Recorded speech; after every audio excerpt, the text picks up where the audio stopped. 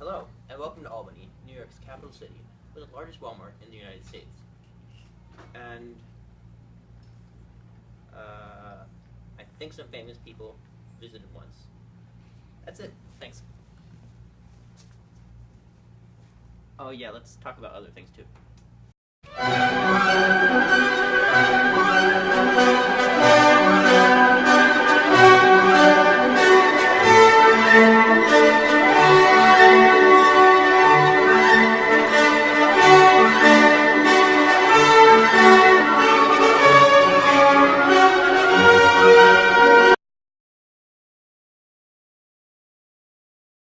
The flag of Albany is based off the flag of the Dutch East India Company flown by Henry Hudson when he entered Albany via the Hudson River. The colors of the flag are orange, white, and blue. Center of the flag, there is a seal containing a European and Amerindian man working together to hold up a shield, showing the cooperation between the two races. The shield contains two golden sheaves of wheat, representing Albany's agricultural past. Above the wheat, there is a beaver gnawing on the tree stub, representing the fur trade. The motto, assiduity, is displayed below the shield, meaning the quality of acting with constant and careful attention. Above the shield there is a sloop, a type of boat, which represents Albany's dominance on the sloop navigation of the Hudson River.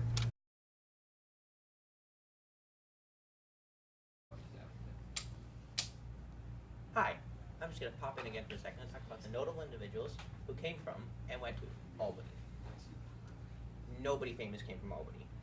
In other news, Jimmy Fallon went to college here, and Alexander Hamilton got married in the area.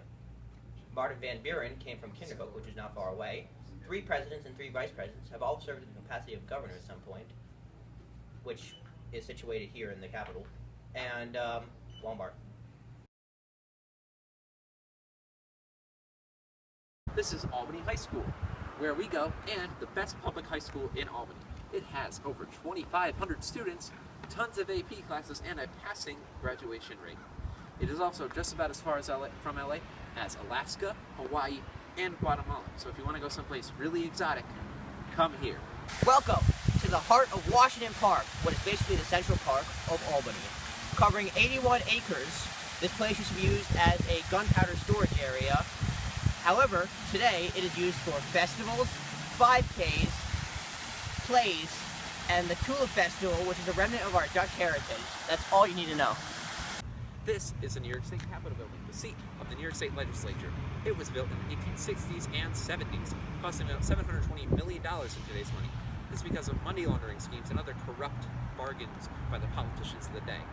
Fun fact, inside in one of the stone carvings, there's a tiny devil hidden there by a disgruntled stonemason who was fired while the building was being built.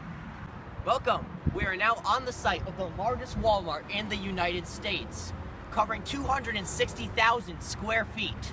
Wow. This is the largest building of the largest private employer in the world. Founded in 2008, it is, however, not the busiest Walmart. That's in South Dakota, but hey, we're still pretty cool. Let's take a minute to look at the awesomeness. Hallelujah. We are now inside the largest Walmart in the United States.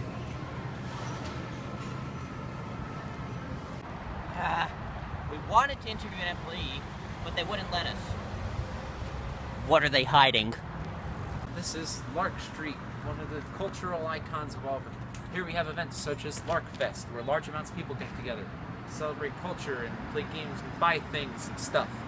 And we have lots of artists, painters, and small businesses here, such as Bombers Burritos, which you've got to check out, mate. This is the Empire State Plaza, built for a visiting Dutch princess when she thought Albany was too boring for her. Underneath us right now are a bunch of tunnels and the concourse, which were an attempt to make a highway through the city, but the people shut down the proposal, and now we're just sitting in a bunch of empty tunnels, so it's weird. Yeah. The building behind us is the Empire State Museum, where the state archives and library are held. And there's also a great place to play Risk in there as well. Also, over there is the Corning Tower, the largest tower in New York State outside of New York City. At 539 feet and 44 stories, it is supplemented by these 4 core buildings. And it's mad cool, yo. Yeah. This building over here is the Egg, called so because it looks like an egg. Inside, there are plays and other events held for the community. Oh, okay, what was I supposed to say? Oh yeah, there are monuments! Yeah! The reflecting pool. Oh, there's a reflecting pool. This is the Palace Theater, formerly a vaudeville theater. This venue now hosts plays, community events, movie screenings, and is the home of the Albany Symphony Orchestra. There's like music and stuff. And that's where my parents work. This is the New York State Firefighters Memorial, dedicated to all the firefighters in New York State who have died in the line of duty, including those who died during 9/11 and other similar tragedies. There are also plenty of other monuments like this across Albany, but we don't have time to get to all of them. I wanted some slapstick humor.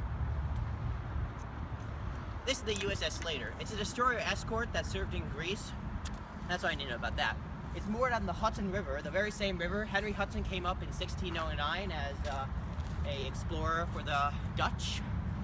The Hudson River goes from New York City all the way to the Adirondacks, and we're somewhere in the middle, so it's cool. No need to wait for it anymore. This is the Schuyler Mansion, home of Major General Philip Schuyler of the Revolutionary War and his daughters, the Schuyler sisters, Angelica, Eliza, and Peggy, made famous by the Hamilton musical. This has been your obedient servant, signing off.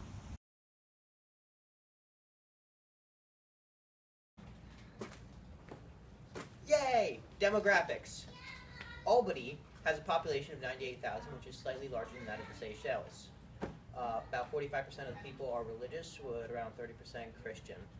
Half the population is white, 30% African American, and 10% Hispanic. 7% are Asian, and that includes a large Filipino and Burmese community. Albany is a sanctuary city, so we've taken a lot of refugees, and we're just starting to get a large influx of Syrian refugees. In other news, Walmart.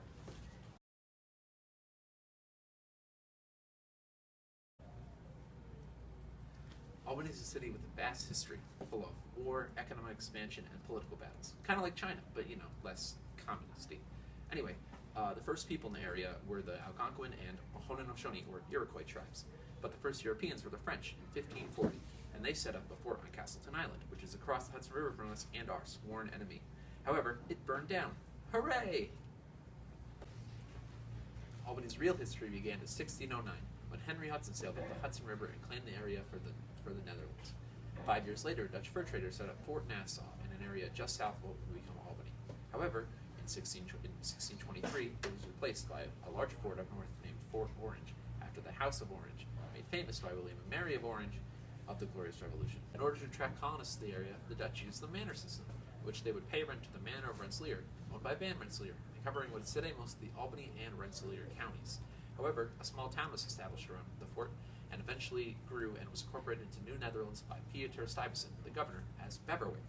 However, in 1664, New Netherlands was taken over by the British, and Beverwyck was renamed to Albany, after the Duke of Albany, the king's brother James. In 1686, Governor Thomas Dungan issued Albany a charter, making it the oldest continuously chartered city in the U.S. and possibly in the Western Hemisphere. However, nothing much happened here until 1754, when, during the 7 Years' War, leaders from several colonies met here in order to discuss a defense plan for the French. During this meeting, Benjamin Franklin introduced his Plan of Union, which was the first such idea of a united colonial government.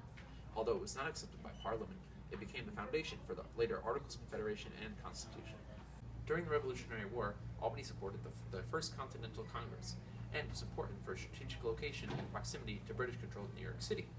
During the war, Albanians Philip Schuyler, Peter Gansevoort, and Abraham Ten Broek were involved in the campaign. In 1797, Albany was declared the capital of the newly independent New York State to keep it away from the business center of New York City. During the 1800s, Albany became a transportation hub due to the advent of the steamship, Robert Fulton's first voyage between Albany and New York City, and the completion of the Erie Canal in 1825. Due to this and later train lines connecting us to Boston and New York City, Albany began to flourish. Also during this time, immigrants, including the Irish, Italians, Germans, and Jews, entered our community. Prior to and during the Civil War, abolitionists held protests in the city, and our very own Stephen Myers had a stop on the Underground Railroad. During the late 1800s, Albany industrialized and grew in importance. In 1908, one of the first commercial airports in the world and the first municipal airport in the United States opened up here. Many men from our area served in both world wars, and there are monuments dedicated to them around the city. In 1942, Erastus Corning II came to power as mayor of Albany and served until his death in 1983, making him the longest-serving mayor in U.S. history. Also during the 1900s, many African Americans moved up north during the Great Migration and contributed to the large population we see today. Under Corning and Rockefeller, many public works projects were completed, including the Empire State Plaza, the SUNY campuses, and the Interstate Highway. KeyBank had a home here until the 1990s when it was bought out by another company. Also in the 1990s, the Albany plan gave $234 million to renovate old buildings and build new ones. Today, while not as powerful or as important as it once was, Albany is still the capital of one of the country's most important states and has a thriving economic and political community, as well as an amazing Walmart.